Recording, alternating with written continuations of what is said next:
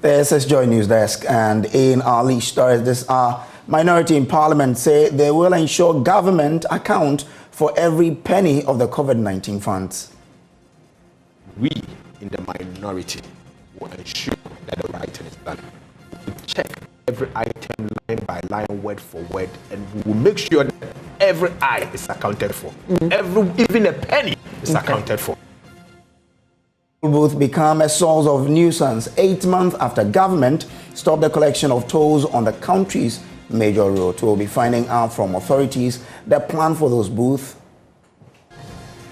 Tony de Amwaye, if you say, ni ejumabia, yanko square and rich to a hayani echina. Scrapping the tolls has not helped.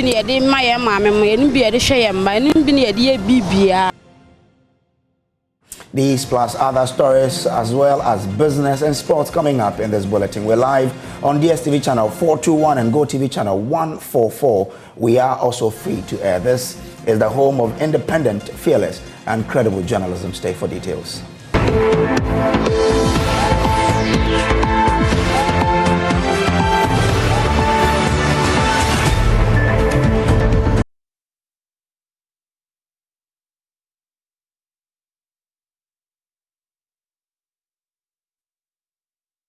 Now, Speaker of Parliament Alban Bagbin has directed a parliamentary probe into government's COVID-19 expenditure. The Speaker's directive followed a presentation made to the House by Finance Minister Ken Ofori-Atta on COVID-19 related expenditure for 2020 and 2021. The answers provided by the minister did not satisfy both the minority and the Speaker, who has now asked the Joint Committee of Finance and Health to probe the expenditure and report back to the House. Parliamentary correspondent Kojo Asante now reports. After failing on 2 occasions to make a statement on COVID-19 expenditure, Finance Minister Ken Ofori-Atta finally appeared before Parliament to render an account of government's expenditure on COVID-19. According to the Finance Minister, government has spent 12 billion cedis on COVID-19 related expenditure for 2020 and 2021. For the year 2020 and 2021, the program expenditure amounted to 15.763 million for the COVID-19 related expenditure, out of which the actual utilization was 12.036 million. In 2020, a total amount of 11.162 million, this includes a cap, was programmed for COVID-19 related expenditure. Out of this amount, a total of 8.12 billion was utilized. The amount was utilized to provide support to households, supply equipment, and provide relief to health workers, health infrastructure, security operations, evacuations, quarantine and coordination, economic relief, stabilization and revitalization, and COVID-19 complementary releases. Mr. Speaker, a total amount of 4.6 billion was programmed in the 2021 budget for COVID-19 related expenses. At the end of 2021, total utilization was 3.9 billion, representing 85% utilization. The minority in Parliament have described the responses given by the minister as inconsistent and unsatisfactory. Ranking member on the Finance Committee, Dr. Kisela Toforsen, says the minister did not account for about 7.3 billion cedis. One particular one that is conspicuously missing in it is the COVID-19 Trust Fund that was established by the President of the Republic of Ghana. Mr. Speaker, that is critical because any amount that accrued to the fund is public fund and it should be accounted as such. So far, from 2020 to December 2021, he has spent 12 billion of that money, 12 billion. What he has failed to do is to tell us that between the 19.3 billion and the 12 billion, the difference of 7.3 billion, where the money is and what they have used the money for. I call on you, Mr. Speaker, to set up an ad hoc committee so that we can bring the various heads of the MDAs, in particular, that spent the money, to account for this in detail. Minority leader Haruna Idrisu backed the calls of his ranking member for an independent probe into the expenditure. The president says 17.7 billion. The minister says 12 billion, yet he received 19 billion. Naskanu why? The rest of the money we are demanding. So, Mr. Speaker, we demand that you refer this statement to a committee of parliament, whether it's an existing committee or a standing committee, to probe COVID expenditure beyond the headline numbers. But the majority side opposed this request. Both the majority leader, Oseiche Mensah Bonsu, and his deputy, Alexander Afenyo-Markin, argued the NDC minority had no justifiable basis to make the request. There are subject matter committees that can have responsibility. Why canvass for the setting up of an ad hoc committee? The Speaker, as far as I'm concerned, it has no basis. It has no basis. Putting all their comments together, the minister was consistent, was transparent, and must be commended. However, Speaker of Parliament Alban Bagbin sided with the minority and ordered the Joint Committee of Finance and Health to probe the expenditure. According to the Speaker, there are gaps in the answers provided by the Finance Minister. The directive is for the Committee on Finance, supported by the Committee on Health, to investigate and inquire further into the application and utilization of all the revenues received, referred to as COVID-19 funds, and to report to the House. The committees are expected to present their report within the first month of the House returning from its recess in August. The work of the committee is billed to be a tussle with both sides holding on to entrenched positions.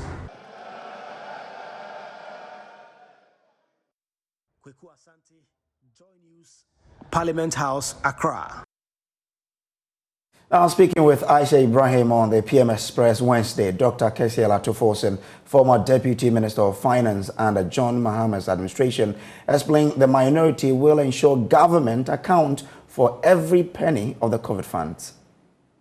Speaker to order us or instruct, to commission. It's not very different from what the Speaker eventually did. Okay.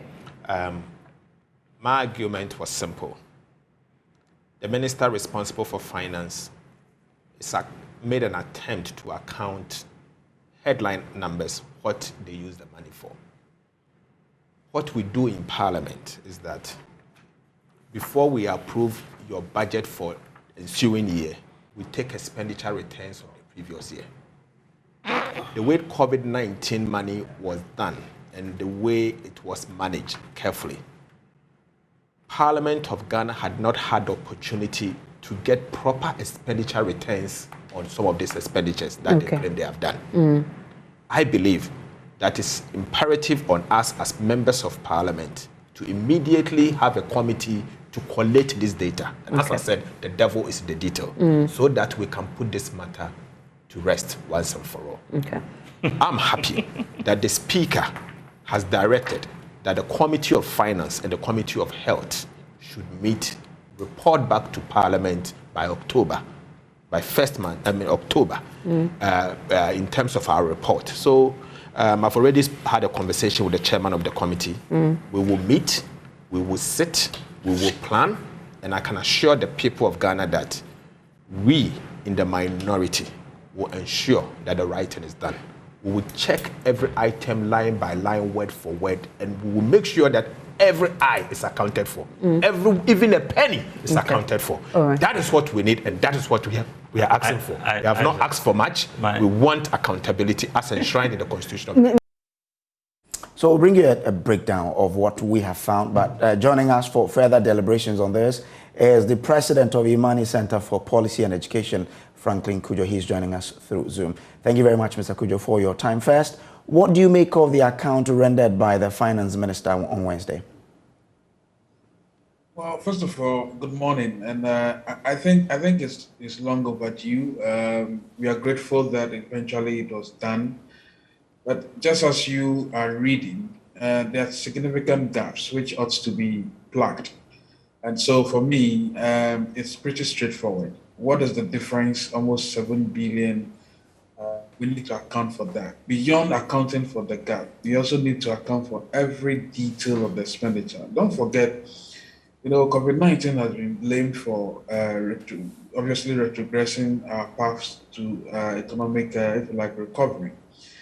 But we also know that there were significant sums that were received for COVID survival. So it only makes sense that there must be some accounting of it. I think it's even long overdue, and pretty much sad that we were served with what looked like to borrow the words of some headline numbers. I don't think that's what we wanted, not at all. So if you say that's not what we want, what exactly do you think we need as a country? Well, my good brother, you recall the Sputnik vaccine brouhaha, the saga. Up to now, we never had closure, but it was supposed to be COVID funds that was used for procuring those vaccines. So clearly, we need to understand the quantums involved, how the expenditure items were procured, because that's very important. As you know, procurement is one of the biggest headaches in this country. So we need to understand not just the numbers, but also the processes leading to the way the numbers were expended. So there's just a whole lot that ought to be explained. And I'm a bit worried that the explanation given so far doesn't seem to tick these boxes. I think a much thorough, detailed, if you like, audit is expected. But the minority is calling for this account to be made public. What do you think should be the ideal situation in terms of rendering this account on the COVID-19 expenditure to the people of Ghana?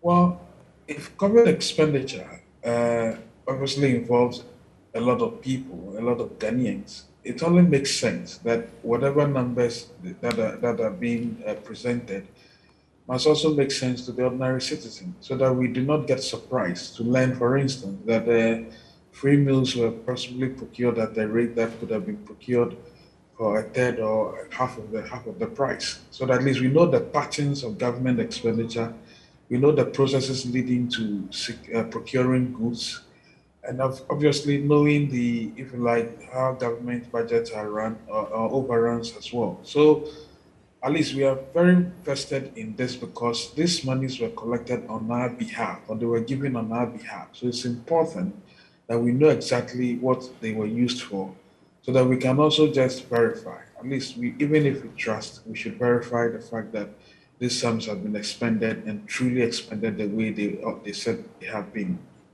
Just before I let you go, what do you also make of the discrepancy between what the president said in terms of how much we spent and what the finance minister said? It looks like there's a difference in the figures that the two gentlemen put across. Well, it doesn't look like there's a difference. There's a wide gap which ought to be explained. And I thought that should have been the first explanation offered by the finance ministry. But of course, I'm not sure the majority side were helping matters by saying there's nothing more to answer. At least on the face of it, that should have been the first question to have been answered. Why the disparity?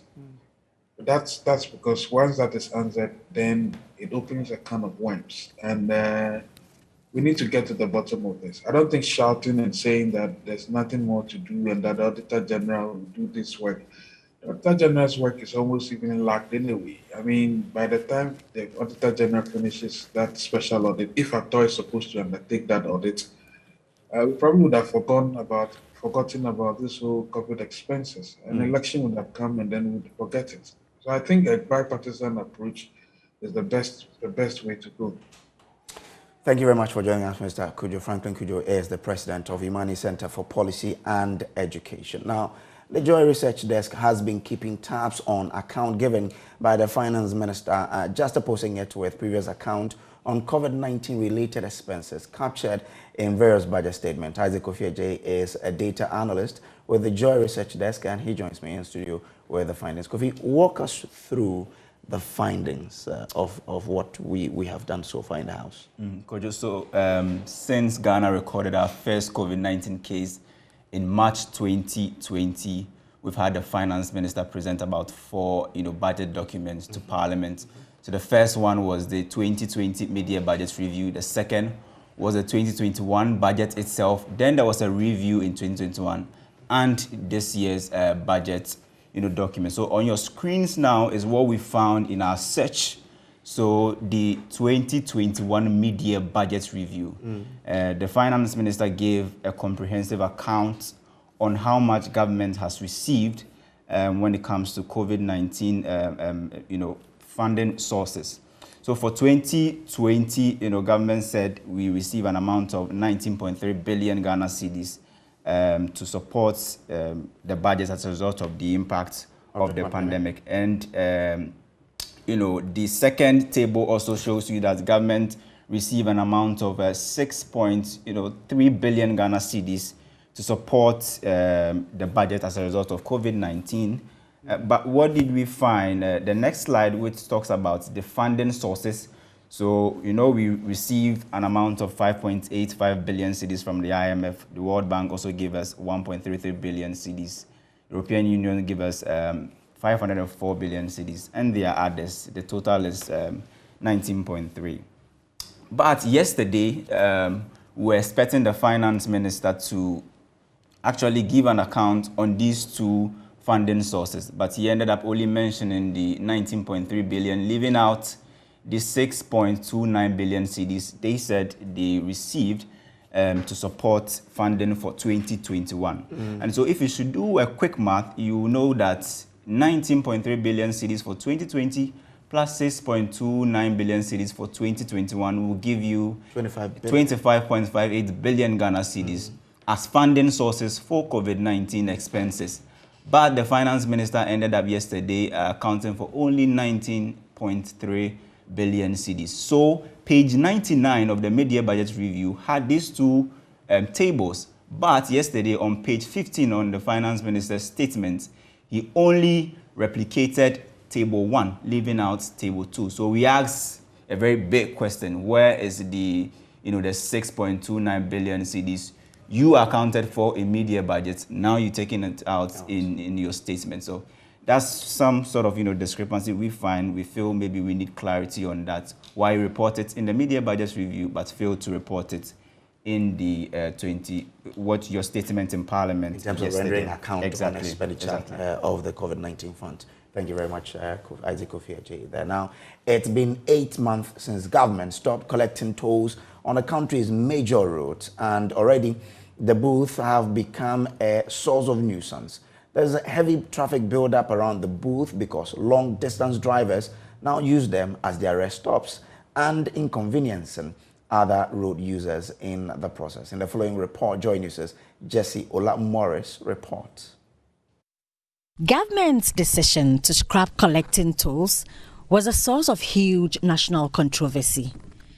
It was scrapped as government expected Parliament to approve its plan to introduce the electronic transfer levy. Government has abolished all tolls on public roads and bridges. But many were of the view the tolling system ought to have been maintained. The Roads and Highways Minister, Kwesi Amakwantar, explained the booths will be converted into washrooms, something the minority fiercely resisted. On the matter of toll booths, we want it reinstated, and we demand that toll booths be made functional and the revenues accruing from it made available for the Republic. On the ground, the booths remain abandoned, despite government's promise to convert them into toilet facilities. Cracks have developed with window frames broken. The metal rails are also hanging loosely. At the Pobiman toll booth located on the Accra-Nsawam Highway, the activities of heavy truck drivers, coupled with careless driving, have caused one of the 5 booths to be completely damaged. The remaining 4 are not in any better condition. Scrapping toll collection has not helped in any way. The booths are gradually being destroyed.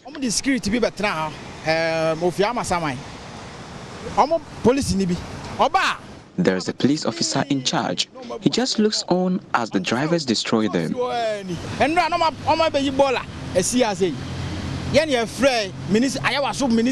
People also dump refuse here. There's no discipline here anymore. I can see from end to end.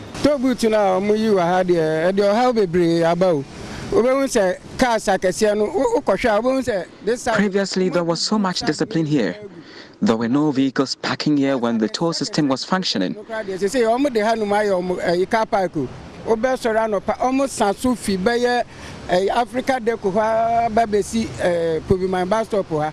But the drivers have not turned this place into a parking lot. Those in authority must ensure that the police officer in charge does his job well.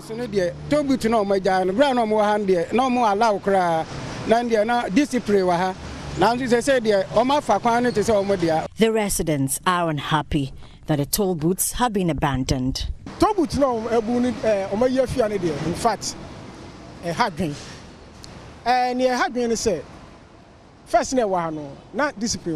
Scrapping the tolls has come with a lot of challenges to us as residents.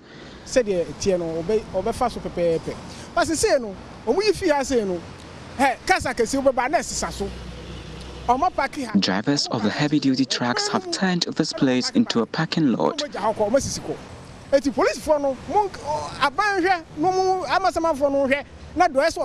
Which is creating a lot of inconvenience to us as residents. The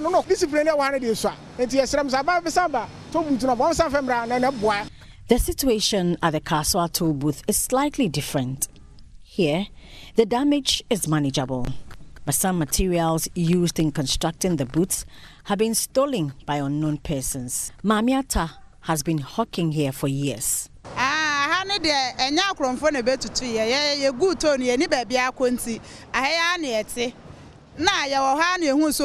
They came and made away with the funds and other items. At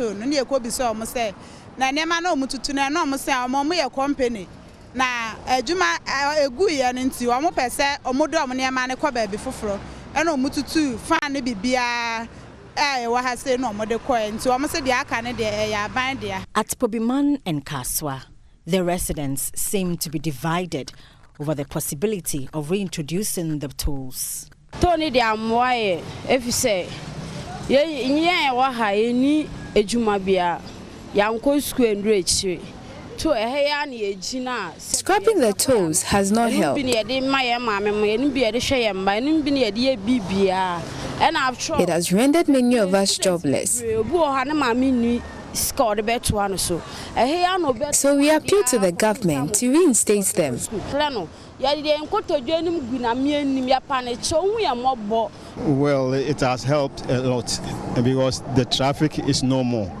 Well, I think they should revisit again and think whether they will reduce the toll ticket, they will reduce the amount so that it can also help. They can add it to the, the e-levy so that it will help the nation. For JoyNews, Jesse Olamorise's report read to you.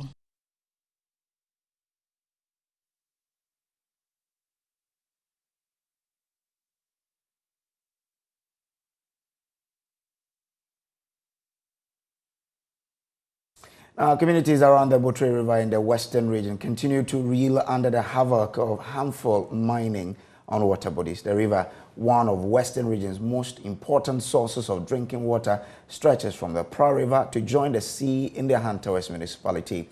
Its deteriorating nature continues to pose health risk to children who swim and fishermen who fish in it. JoyNews' Justice Bedu has been there.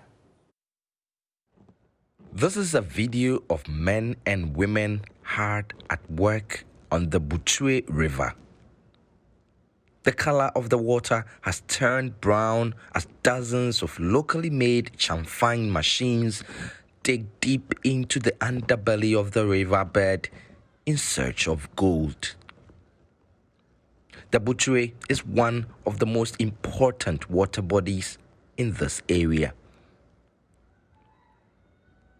When I was young, we would come to the lagoon to fish, swim. We take a canoe, come to this place. We come here and fish here. Stephen Arthur is the assembly member for Buchwe, one of the communities here. He has spent years complaining to the local assembly to step in and stop the havoc. He says nothing has changed yet. We are living in a society whereby water is even, the price of water is even increasing each day. Ghana Water Company pump water from rivers like this, River Pra, and Cobra, Butre, and feed it into their system for production to our various homes. Sometimes, recently, about 3 months ago, when you open your tap, you see water like this flowing through your tap. Water from this river is a big resource for many, including children like 9-year-old Dinah Arthur, who bathes in it and fetches it for house chores too. Galamsey miners are the ones who have destroyed this river. The water is contaminated. There are some germs in it, and they enter our ears and go into our skin when we swim. When we sleep at night, my body itches badly, and I have rashes all over my body.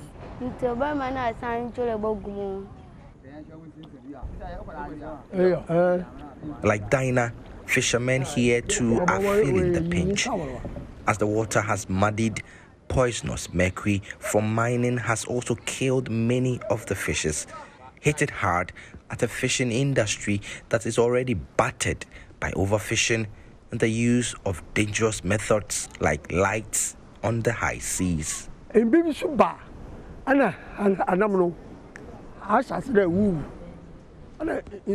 Sometimes the fishes die. The water stinks badly. The color gets muddied. And we know they dump all the chemicals for the mining into the water. And that's the problem. The poison is so dangerous that the fishes, whether big or small, are unable to survive. You can have 5 containers of fish. By the next morning, about 4 would have been dead.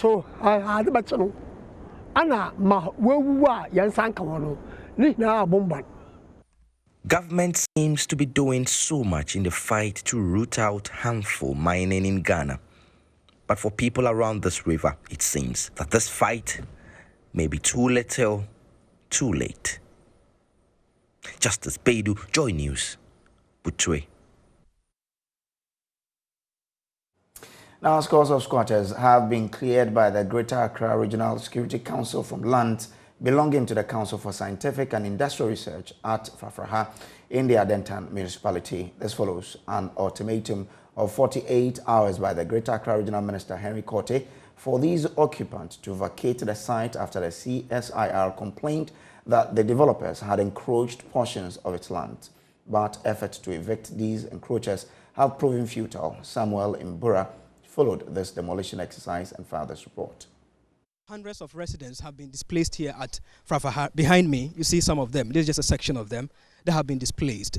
All the buildings here have actually been, demolished because the CSRR wants to take back its land and develop them. So you see the property of people being pushed out, meaning majority of these residents in this rainy season will be displaced as a result of that.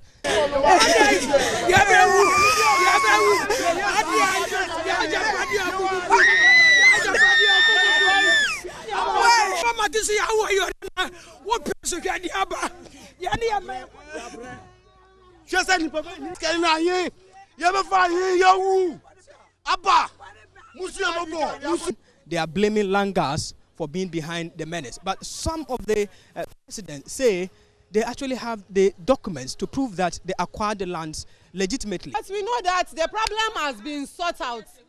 So we know the problem has been sought out for a long time. The case too is in court. The case in court is... You see, it's the fault of the Langas. When they come and convince us that the land is genuine, after you buy and finish, then the research people also come out with their own thing. So I plead with the government to make sure that the Langas doesn't come and mess with our heads. They were expecting that authorities will give them enough time to relocate or to address the situations. This thing is not important now. I'm thinking about them. One of them is pregnant and one is having 2 children. So what am I going to do with them? We didn't know initially until later. You know, we thought it's inside the main park. Until this morning, we realized that it has affected the whole of year. You get it. This has been done amidst heavy security from the Regional Security Council, and they will be here till the entire exercise is done. The Greater Accra Regional Minister, Honorable Henry Kwate, makes the point that they have been given enough time to relocate, and this exercise is lawful. We gave them 48 hours notice. The 48 hours elapsed this morning. So as you can see, the Regional Security Council has moved in, and they are doing their best to secure the land within the 200 acres perimeter that has been fenced. Let's get it clear. Of the 1,330, about 900 acres of the land has been encroached upon already. When you go outside the wall, you see it, with more than 3,000-4,000 houses. What we are saying is that after this exercise, the Landlords Association outside the 200 acres, outside the perimeter, should meet quickly, and RESEC will make recommendations to the Minister for Lands and Natural Resources onward to the seat of government for those properties to be for considerations, and then eventually leading to regularization. Samuel Mbura reporting for JoyNews. Now, the Supreme Court has for the second time failed to deliver its judgment in a case challenging payment of salaries to spouses of the President and Vice President. The court now says it will deliver its judgment on July 27. The court previously indicated it was delivering its decision on May 4 and July 22. Two MPs, Roxanne Nelson Dafiamapo of South Dai and Dr. Clement Park of Busa South and private citizen Frederick Kome filed the action against the Attorney General. They say Ntiamwa Bedu Emolument Committee did not have the power to recommend payment of salaries or provision of any facility to the first and second ladies. Mr. Dafiamapo told pressmen the court must begin to adopt technology to publish judgment and avoid inconveniencing parties with such adjournments. The matters that for which we came to court has attained different currency, and it's engaged the minds of the public now. So I'm not happy, but of course we know how the court works. I suspect that maybe a panel member may not be well or has travel on official duties. When it happens like that, we can't fault the court. That is how the court works. So 27th of July will be here. That's about a month away, 30 days away. So we'll wait patiently for that day. And it's been for 3 consecutive times. Yes, the court works like that. Perhaps at the last time when we were here, a panel member may not have been well. And today, another panel member. I mean, I'm just trying to give reasons why this happens, even as a practitioner. So I don't want to fault the court in this matter. I am only happy that the court is ready to deliver judgment in the matter so that we can settle this issue of who is entitled to ex gratia payment and all, you know. And let me also say that I think it's time, given the COVID situations that we find ourselves in, it's time that the courts consider publishing judgments and rulings so parties don't have to come to court to populate courtrooms. If rulings can be publicized on the website of the Judicial Service, then parties can be notified. Then they obtain their copies, then come to court to have the registrar certify them. I think it will sanitize the process of having to come to court to wait for some number of hours, after which the matter is simply adjourned for ruling. Then the precious time of the court will not be expended on things like that. So these are some of the reasons why we introduce e-process into the affairs of state, including the Judicial Service, to expediting electronic means of transmitting rulings and judgments. And so I think that is the way we should go. Now, fufu, a local staple, is enjoyed by many households in Ghana, but the recent cost of ingredient is forcing lovers to pay more for the local delicacy. It will now cost a family of 4 in the region of around 90 cedis to prepare one at home, or at least 10 cedis to buy a bowl of fufu with meat. In today's 11th Standard Series, Love FM's Emmanuel Bright Kweku engages some food vendors and fufu lovers in Kumasi. First, na me ba, evanse bibia bisi be 20,000 me yuki. Ba appetite ni nim kura 30 kura ni enjoy papa. About here ba pay 200 cedis. No kwasem, ekwaso.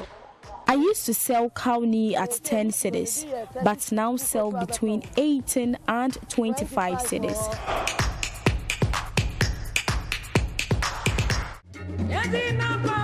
Aponchechi, literally translated goat skin, is a popular local food joint at Ejiso, noted for its delicious fufu and goat soup. It's 10 a.m. and already the place is buzzing with fufu lovers. Kwame is a regular visitor to Aponchechi for his favorite dish, fufu and light soup. He used to buy the popular meal at a minimum of 20 Ghana cedis, but now he has to double the amount to be satisfied. This year,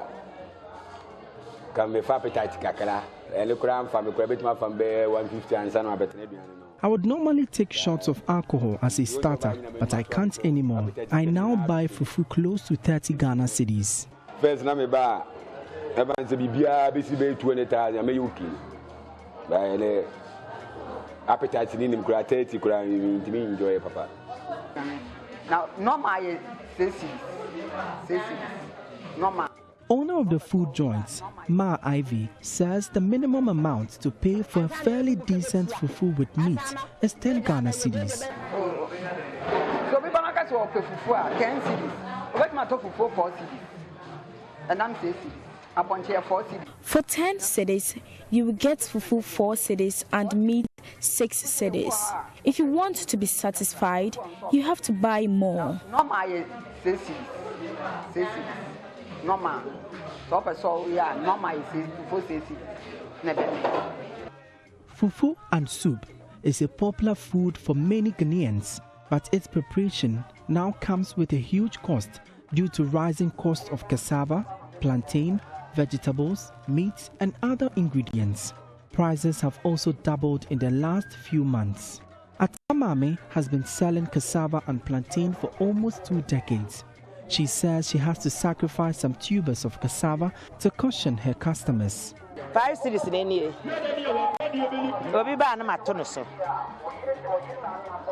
cedis. I sell cassava at 5 Ghana cedis. I sometimes add more to cushion my customers. Okay, well, from by board here, I pay 200 cedis. It drove say 200 cedis. The plantains are more expensive than cassava.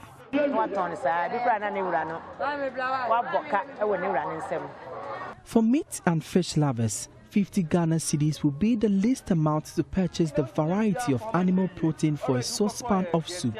Francis, a butcher, says a pound of cow and goat meat are now pegged at 22 Ghana cedis and 24 Ghana cedis respectively. And I put so 1.25. But first now 18 there. A pound of meat used to sell at 18 cedis, but now it's 22 Ghana cedis. And that is not attracting people to buy. You can spend about 80 Ghana cedis on just meat. 20 so that is just the cost for red meat lovers. You will have to meet additional costs to enjoy some smoked and frozen fish. Fish, your red fish. And salmon. Salmon say, Kanenka Uba, Ukra 10 cedi. Previously, you could get larger salmon at 10 Ghana cedis, but now the smallest is what you get. 15 and 12 cedis. Say one no kwasem ekwaso ne bo ayede should I say Kojo no can no need to be 10 cedi. I used to sell cow knee at 10 cedis, but now sell between 18 and 25 cedis. 20 cedi and get to a pan 18 cedi. It's not just say this also man koso. And I'm not better fair. I just say, never baby. The price of perishable food items like pepper, tomato, and onions have also doubled. First, they turning be at 3 million. They turning 3 million. I used to buy a basket of onion at 300 Ghana cedis, but it's now 550 Ghana cedis. Ne boy den pa, the man better no moka. Here to no. Now, the Ghana Gas Company is refuting claims by Member of Parliament for Elembele, Emmanuel Amakofibua, that the company failed to pitch developmental project in the Western region. Addressing the media on Tuesday, the Public Relations Officer of the Ghana National Gas Company, Ernest Owusu Bempa, revealed that a whopping 40 million Ghana cedis has been reserved to fund developmental project in the Western region, but leadership has failed to present a proposal to claim the funds. We're surprised, first of all, to hear the three members of parliament making those statements without checking their facts. One, it's astonishing that they have Ghana Gas for time immemorial, have a traditional authority, which is Awulai of Atuabo, sitting on the board of Ghana Gas as a permanent board member of Ghana Gas. It's even an insulting to the traditional authorities to see that he's sitting down there and looking down on his own community people without bringing development to the ordinary people. So it's an insulting for the three members of parliament, insulting the traditional authority, because it's a decision by the company to put a traditional authority, whether it's NDC in power or MPP in power.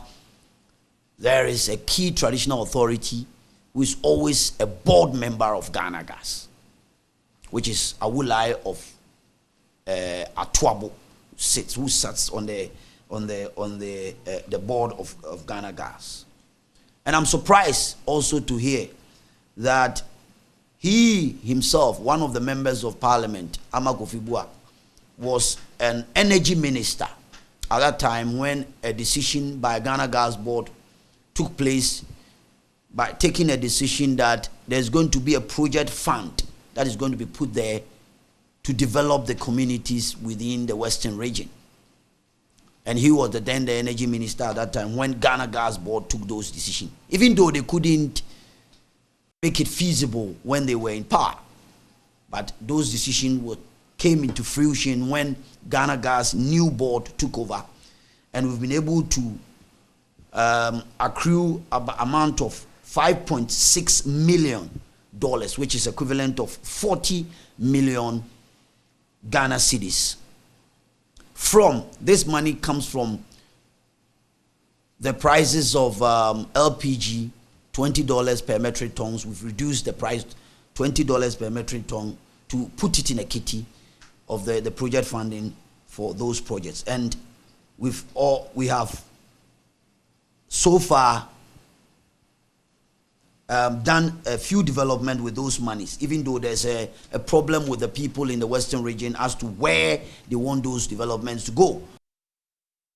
You're also watching Joy News Desk here on Joy News channel. We'll take a quick break. When we return, we'll bring you the latest in business. Stay with us. Hello, welcome to Business. My name is Darryl Kwao, Associate Professor of Finance with the Andrews University in the US. Dr. Williams Pepper has urged government to channel more investments into the agri sector, which witnessed significant growth in the first quarter of this year. The economy recorded a 3.3% growth rate, aided by some marginal expansion in the services and agri sectors, according to the Ghana Statistical Service. Dr. Pepper has been reacting to the latest figures. So we know government is coming up with the Youth Start program. Already we have the agricultural program, which is Youth in Agriculture program. So if government will make sure that the funds, the 10 billion fund that is being mentioned in the budget, will go to the youth and purposely to agriculture, it will help us to be able to achieve the set target and then put the youth at work. At the moment, the service industry is full. Government admit that its own employment into the, what is required is that to make the youth entrepreneurs. So I'm expecting that government will channel more resources into the training, and then giving the startup capital for the youth to move into these areas to make sure that our production increase within the country. Most of the youth nowadays are focused on online activities.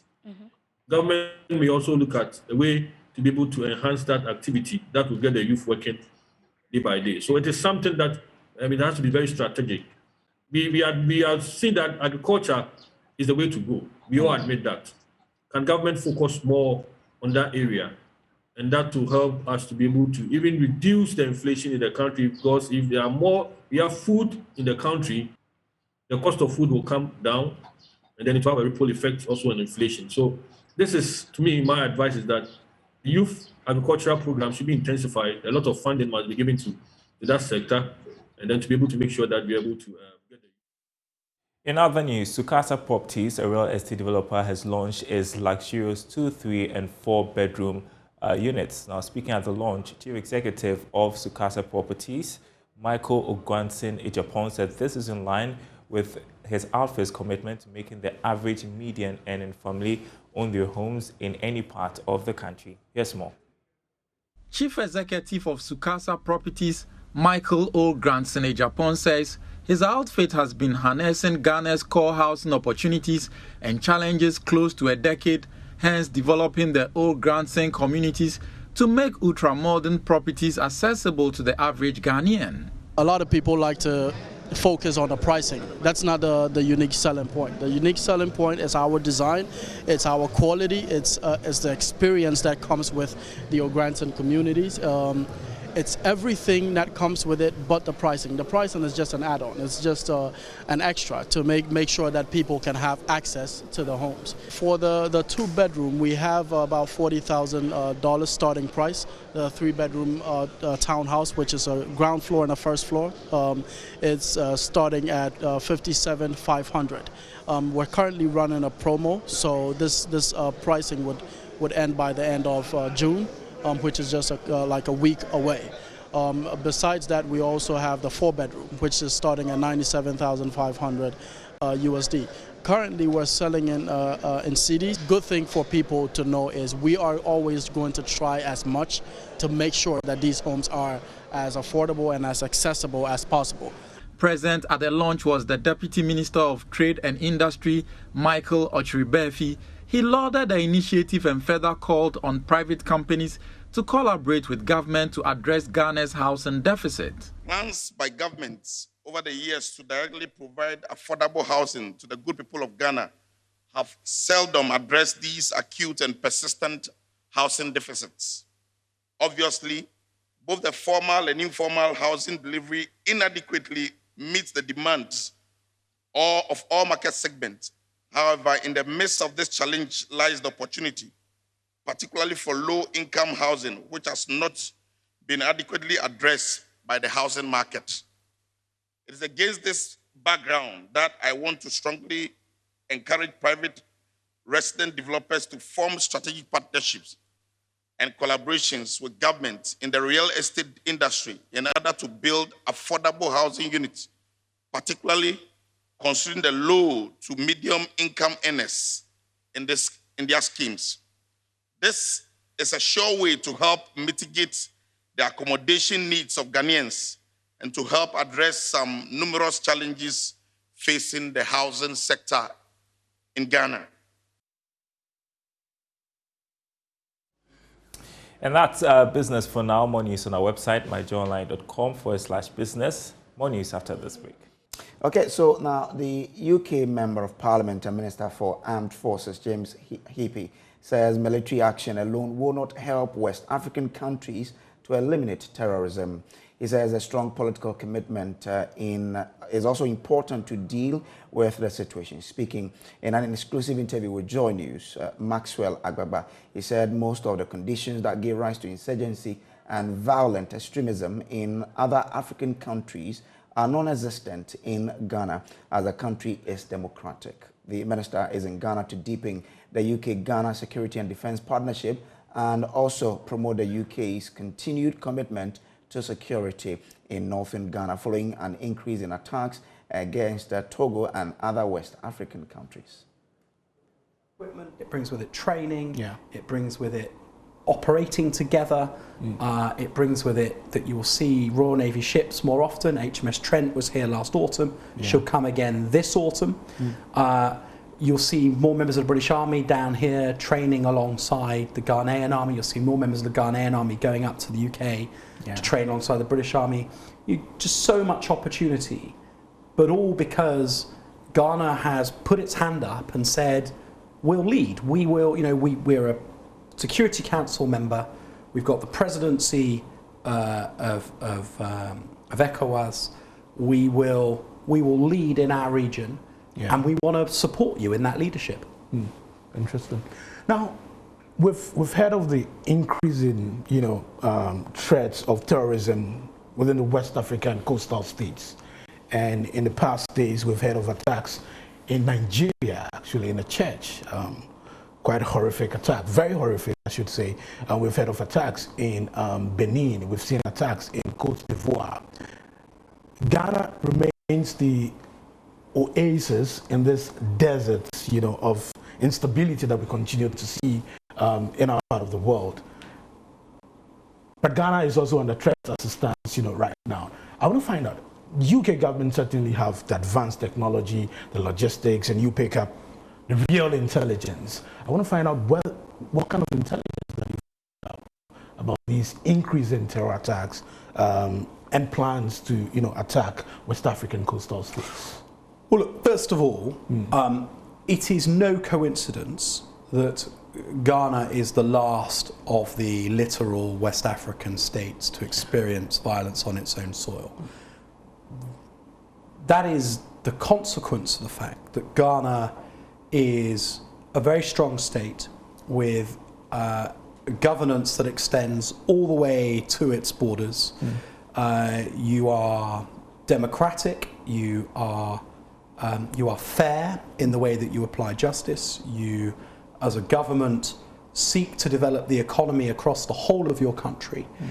And so many of the conditions that cause grievance and instability and insecurity that allow the insurgents to exploit, Ghana has none of, because of the way that you run your country, and that is to be applauded. And that's quickly not to say that in the case of your neighbours, they don't. But Ghana is just an exemplar that I think you should recognise that it's not that you've been lucky. You deserve the fact that you are the hardest of the West African states. And that's how we wrap up today's bulletin for you here. There's more news and information on myjoyonline.com. My name is Samuel Kojo. Brace. Do enjoy the rest of our shows. Good morning.